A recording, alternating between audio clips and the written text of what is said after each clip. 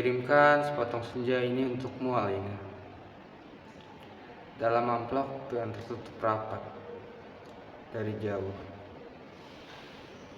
Karena aku ingin memberikan sesuatu yang lebih dari sekedar kata-kata. Sudah terlalu banyak kata-kata di dunia ini, Alina. Dan kata-kata ternyata tidak mengubah apa-apa. Aku tidak akan menambahkan kata-kata yang sudah tak terhitung jumlahnya dalam sejarah kebudayaan manusia, Alina. Untuk apa? Kata-kata tidak ada gunanya dan selalu sia-sia. Lagi pula, siapakah yang masih sudi mendengarnya? Di dunia ini, semua orang sibuk berkata-kata tanpa pernah mendengarkan kata-kata orang lain. Mereka berkata-kata tanpa peduli apakah ada orang lain yang mendengarnya. Bahkan, mereka juga tidak peduli dengan kata-katanya sendiri. Sebuah dunia yang sudah berlebihan kata-kata tanpa makna. Kata-kata sudah luber dan tidak dibutuhkan lagi. Setiap kata bisa diganti artinya, setiap arti bisa diubah maknanya. Itulah dunia kita, Alina. Kukirimkan sepotong senja untukmu, Alina. Bukan kata-kata cinta. Kukirimkan padamu sepotong senja yang lembut dengan langit kemerah-merahan yang nyata. Dan betul-betul ada dalam keadaan yang sama, seperti ketika aku mengambilnya saat matahari yang bertenggelam ke balik cakrawala. Alina yang manis, Alina yang sendu. Akan kuceritakan padamu bagaimana aku mendapatkan senja itu untukmu. Sore itu, aku duduk seorang diri di tepi pantai, memandang dunia yang terdiri dari waktu, memandang bagaimana ruang dan waktu bersekutu, menjelmakan alam itu untuk mataku. Di tepi pantai, di tepi bumi, semesta adalah sapuan warna keemasan, dan lautan adalah cairan logam. Meski buih pada debur ombak yang mengempas itu tetap saja putih, seperti kapas dan langit, tetap saja ungu. Dan angin tetap saja lembab dan basah, dan pasir tetap saja hangat ketika kususupkan kakiku ke dalamnya. Kemudian tiba-tiba senja dan cahaya gemetar. Keindahan berkutat melawan waktu, dan aku tiba-tiba teringat padamu. Barangkali senja ini bagus untukmu, pikirku. Maka aku potong senja itu sebelum terlambat. Kukerat pada 4 sisi, lalu kumasukkan tas dalam saku. Dengan begitu, keindahan itu bisa abadi, dan aku bisa memberikannya padamu. Setelah itu, aku berjalan pulang dengan perasaan senang. Aku tahu kamu akan menyukainya, karena aku tahu itulah senja yang selalu kamu bayangkan untuk kita. Aku tahu kamu selalu membayangkan hari libur yang panjang, perjalanan yang jauh, dan barangkali sepasang kursi malas pada sepotong senja di sebuah pantai, di mana kita akan bercakap-cakap sembari memandang langit, sambil berangan-angan, sambil bertanya-tanya. Apakah semua ini memang benar-benar telah terjadi? Kini senja itu bisa kamu bawa kemana-mana. Ketika aku meninggalkan pantai itu, kulihat orang datang-datang berbondong-bondong padaku. Ternyata mereka menjadi gempar, karena senja telah hilang. Kulihat cakrawala itu berlubang sebesar kartu pos. Alina sayang, semua ini telah terjadi, dan kejadiannya akan tetap seperti itu. Aku telah sampai ke mobil ketika di antara kerumunan itu kulihat seorang menunjuk-nunjuk ke arahku. Dia yang mengambil senja itu. Dia yang mengambil senja itu. Saya lihat dia yang mengambil senja itu. Kulihat orang-orang itu melangkah ke arahku. Melihat gelagat itu, aku segera masuk mobil dan tancap gas. Catat nomornya, catat nomornya. Aku melejit ke jalan raya. Kukebut mobilku tanpa perasaan panik. Aku sudah berniat memberikan senja itu untukmu, dan hanya untukmu saja, Alina. Tak seorang pun boleh mengambilnya dariku. Cahaya senja kemasan itu berbinar di dalam sakuku.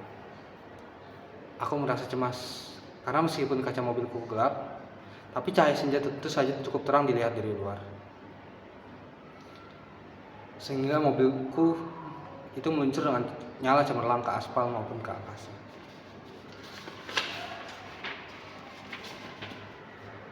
Dari radio yang kusetel, aku tahu berita tentang hilangnya Senja telah bersebar kemana-mana. Dari televisi dan mobil bahkan kulihat potretku sudah terpampang. Aduh, baru hilang satu Senja saja sudah paniknya seperti itu. Apa tidak bisa menunggu sampai besok? Bagaimana kalau setiap orang mengambil senja untuk pacarnya masing-masing? Barangkali memang sudah waktunya dibuat senja tiruan yang bisa dijual di toko-toko, dikemas dalam kantong plastik, dan dijual di kaki lima.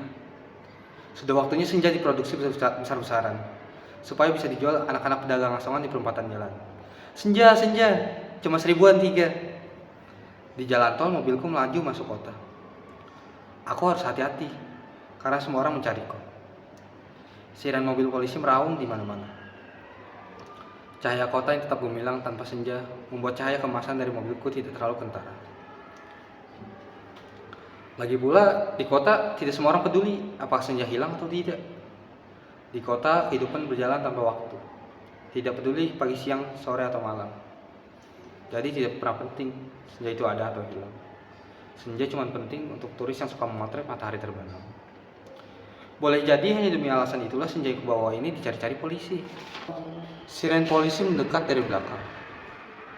Dengan pengaras suara polisi itu memberi peringatan. Pengemudi mobil Porsche abu-abu metalik nomor SG 19658A harap berhenti. Ini polisi. Anda ditahan karena telah dituduh membawa senja. Meskipun ada peraturan yang melarangnya, tapi berdasarkan aku tidak sudi mendengarnya terlebih lama lagi. Jadi kulibas dia sampai terpental keluar pagar di tepi jalan. Kutancap gas dan menyelip-nyelip dengan lincah di jalanan. Dalam waktu singkat, kota yang sudah penuh raungan siren polisi. Terjadi kejar-kejaran yang seru. Tapi aku lebih tahu seluk-beluk kota, jalan dengan cahaya yang berwarna-warna, gang-gang gelap yang tak pernah tercatat dalam buku alamat, lorong-lorong rahasia yang hanya diperuntukkan bagi orang-orang di bawah tanah. Satu mobil terlempar di jalan layang, satu mobil lain tersesat di sebuah kampung, dan satu mobil lagi terguling-guling nabrak truk dan meledak lantas terbakar. Masih ada 2 polisi bersepeda motor mengejarku. Ini soal kecil. Mereka tak akan bisa mendahuluiku. Dan setelah kejar-kejaran beberapa lama mereka kehabisan bensin dan pengendaranya cuma bisa maki-maki. Kulihat senja dalam saku bajuku masih utuh. Angin berdesir, langit semburat ungu, debur ombak mengampas ke pantai. Hanya padamu lah senja ini kukirimkan, Alina. Tapi Alina, polisi ternyata tidak sekonyol yang kusangka. Di segenap sudut kota mereka telah siap siaga. Bahkan aku tidak bisa membeli makanan untuk mengisi perutku. Bahkan di langit tanpa senja, helikopter mereka menyorotkan lampu ke setiap celah gedung bertingkat. Aku tersudut dan akhirnya nyaris tertangkap. Kalau saja tidak ada gorong-gorong yang terbuka. Mobil sudah kutinggal ketika aku memasuki daerah kumuh itu. Aku berlari di antara gudang, rumah tua, tiang, serta temali. Terjatuh di atas sampah, merayapi tangga-tangga reot, sampai seorang gelandangan menuntunku ke suatu tempat yang tak akan pernah kulupakan dalam hidupku. Masuklah, katanya tenang. Di situ kamu aman. Ia menunjuk gorong-gorong yang terbuka itu. Ada tikus keluar dari sana, baunya bacin dan besi. Kutengok ke bawah. Kulihat kelelawar bergelantungan. Aku ragu-ragu. Namun dari helikopter dengan lampu sorotnya yang mencari-cari itu melapkan keraguanku. Masuklah. Kamu tidak punya pilihan lain. Dan gelandangan itu mendorongku. Aku terjebak jatuh. Bau busuknya bukan main. Gorong-gorong itu segera tertutup dan kudengar gelandangan itu merebahkan diri di atasnya. Lampu sorot helikopter menembus celah gorong-gorong, tapi tak cukup untuk melihatku. Kuraba senja dalam kantongku, cahayanya yang merah kemasan membuatku aku bisa melihat dalam kegelapan.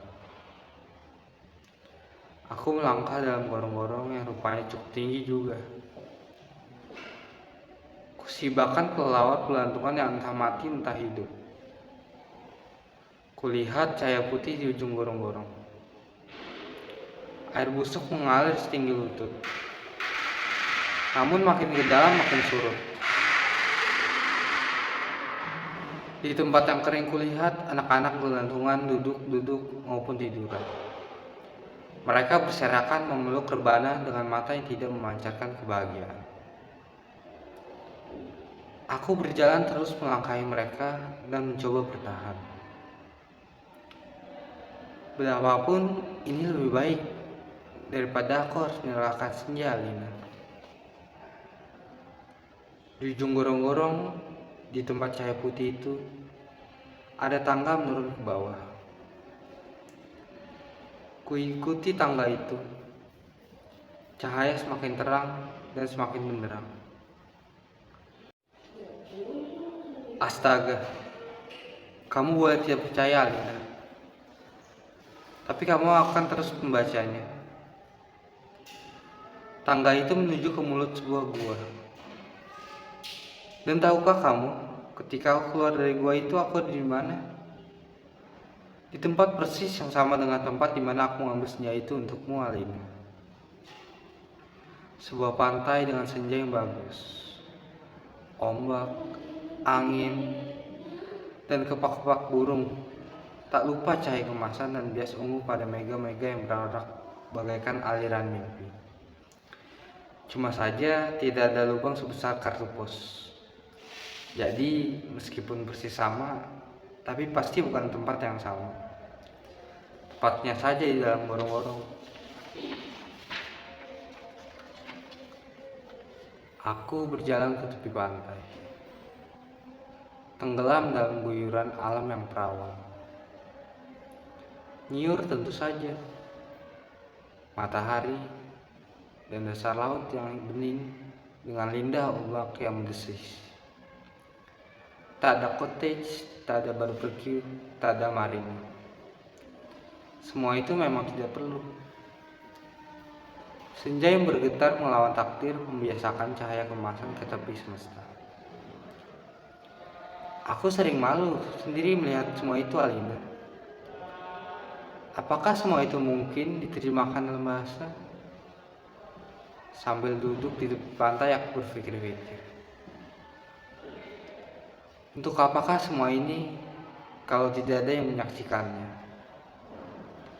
Setelah berjalan ke sana kemari, aku tahu kalau dunia dalam gorong-gorong ini kosong melompong. Tak ada manusia, tak ada tikus, apalagi dinosaurus. Hanya burung yang berkepak, tapi ia sepertinya bukan burung yang bertelur dan membuat sarang. Ia hanya burung yang dijadikan sebagai ilustrasi senja. Ia hanya berkepak dan berkepak terus di sana.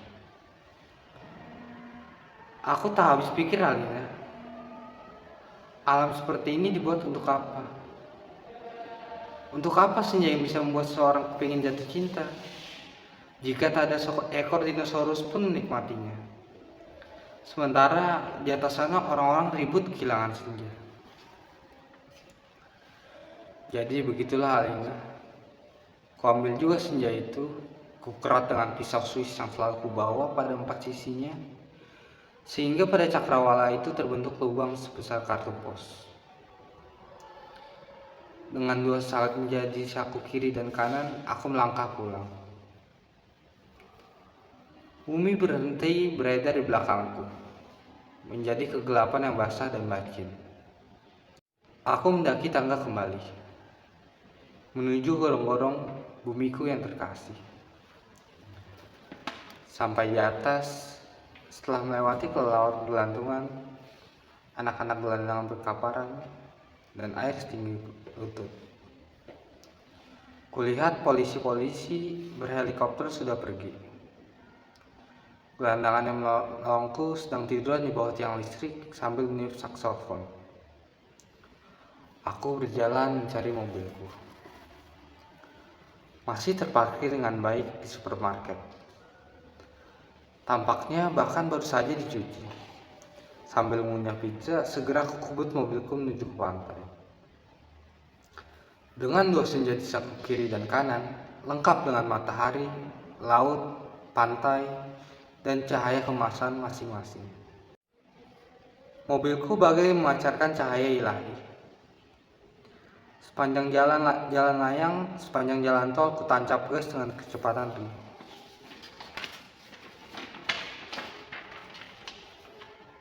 Alina kekasihku, pacarku, wanitaku.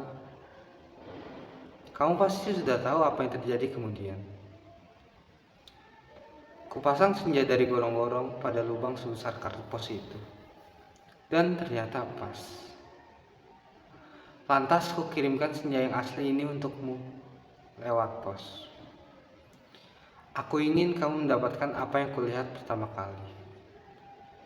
Senja dalam arti yang sebenarnya. Bukan semacam senja yang ada di dalam gorong-gorong itu. Kini gorong-gorong itu betul-betul menjadi gelap Alina.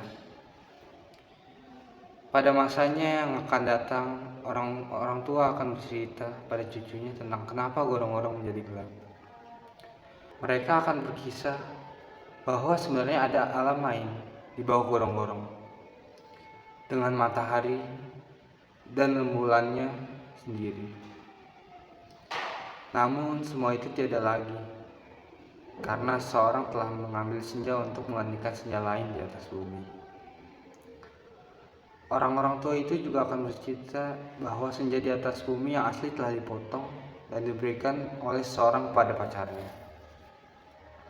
Alina yang manis, paling manis, dan akan selalu manis. Terimalah sepotong senja itu, hanya untukmu, dari seseorang yang ingin membahagiakanmu. Awas hati-hati dengan lautan dan matahari itu. Salah-salah cahayanya membakar langit, dan kalau tumpah airnya bisa membanjiri permukaan bumi. Dengan ini kukirimkan pula kerinduanku padamu, dengan cium, peluk, dan bisikan terhangat dari sebuah tempat yang paling sunyi di dunia. SGA Karangbolong, Jakarta, 1991. Terima kasih, saya Fariza Putra Rifli, pamit undur diri.